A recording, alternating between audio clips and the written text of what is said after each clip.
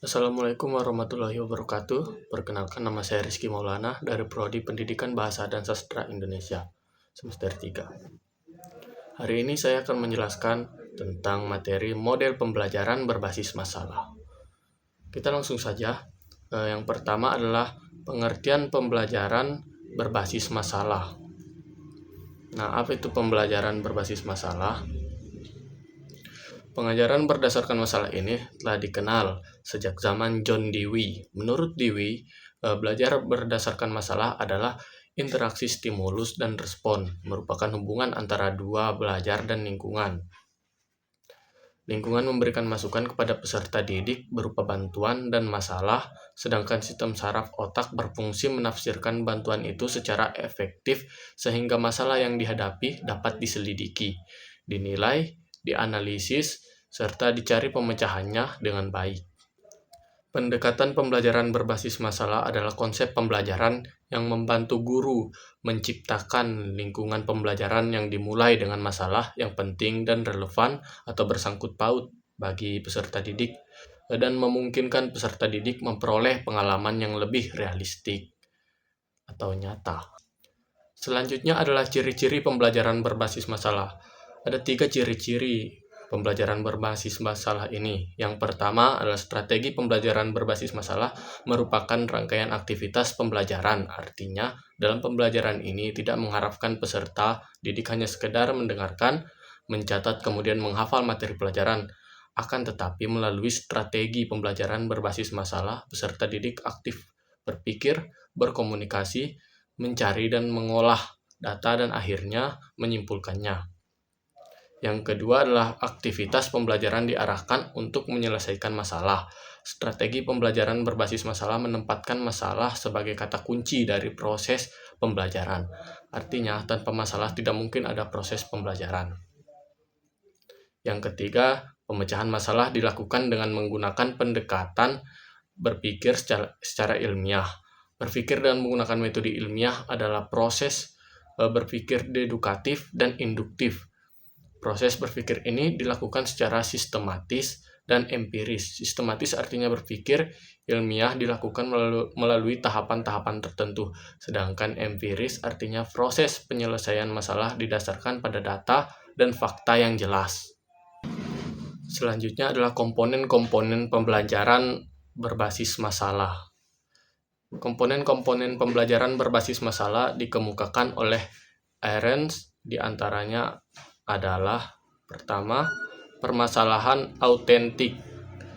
Model pembelajaran berbasis masalah mengorganisasikan masalah nyata yang penting secara sosial dan bermanfaat bagi peserta didik. Permasalahan yang dihadapi peserta didik dalam dunia nyata tidak dapat dijawab dengan jawaban yang sederhana. Yang kedua, fokus interdisipliner dimaksudkan agar peserta didik belajar berpikir struktural dan belajar menggunakan berbagai perspektif keilmuan. Yang ketiga, pengamatan autentik. Hal ini dimaksudkan untuk menemukan solusi yang nyata. Peserta didik diwajibkan untuk menganalisis dan menetapkan masalahnya, mengembangkan hipotesis dan membuat prediksi, mengumpulkan dan menganalisis informasi, melaksanakan eksperimen, membuat inferensi, dan menarik kesimpulan. Yang keempat adalah produk. Peserta didik dituntut untuk membuat produk hasil pengamatan. Produk bisa berupa kertas yang dideskripsikan dan didemonstrasikan kepada orang lain. Yang kelima, kolaborasi dapat mendorong penyelidikan dan dialog bersama untuk mengembangkan keterampilan berpikir dan keterampilan sosial. Materi selanjutnya, konsep dasar pembelajaran berbasis masalah. Model pembelajaran berbasis masalah adalah pembelajaran yang menekankan pada proses penyelesaian masalah. Dalam implementasi model pembelajaran berbasis masalah, guru perlu memilih bahan pelajaran yang memiliki permasalahan yang dapat dipecahkan. Model pembelajaran berbasis masalah ini dapat diterapkan dalam kelas jika pertama, guru bertujuan agar peserta didik tidak hanya mengetahui dan hafal materi pelajaran, tetapi juga mengerti dan memahaminya. Yang kedua, guru menginginkan agar peserta didik memecahkan masalah dan membuat kemampuan intelektual siswa bertambah. Ketiga, guru menginginkan agar peserta didik dapat bertanggung jawab dalam belajarnya. Yang keempat, guru menginginkan agar peserta didik dapat menghubungkan antara teori yang dipelajari di dalam kelas dan kenyataan yang dihadapi di luar kelas. Yang kelima, guru bermaksud mengembangkan kemampuan peserta didik dalam menganalisis situasi, menerapkan pengetahuan, mengenal antara fakta dan pendapat, serta mengembangkan kemampuan dalam membuat tugas secara objektif. Materi berikutnya adalah langkah-langkah model pembelajaran berbasis masalah. John Dewey, seorang ahli pendidikan berkebangsaan Amerika, memaparkan 6 langkah dalam pembelajaran berbasis masalah ini.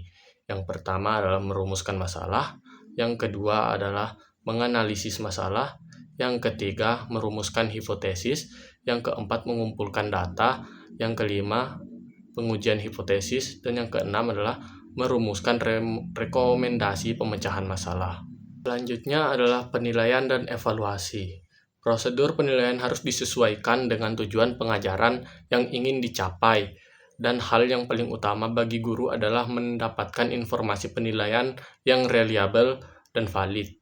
Prosedur evaluasi pada model pembelajaran berbasis masalah ini tidak hanya cukup dengan mengadakan tes tulis saja, tetapi juga dilakukan dalam bentuk checklist, rating scales, dan performansi.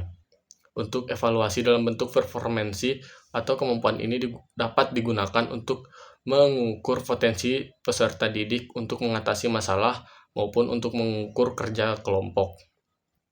Materi selanjutnya adalah keunggulan dan kelemahan model pembelajaran berbasis masalah. Sebagai suatu model pembelajaran berbasis masalah tentu memiliki beberapa keunggulan. Di antaranya, yang pertama adalah pemecahan masalah merupakan teknik yang cukup bagus untuk lebih memahami isi pelajaran.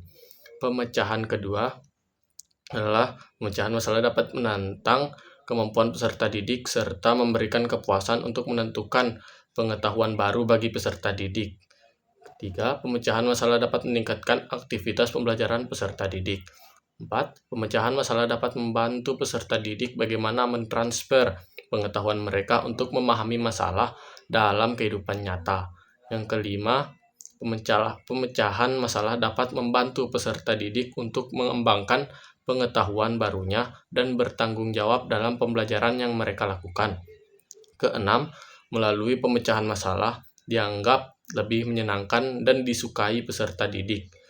7. Pemecahan masalah dapat mengembangkan kemampuan peserta didik untuk berpikir kritis dan mengembangkan kemampuan mereka untuk menyesuaikan dengan pengetahuan baru.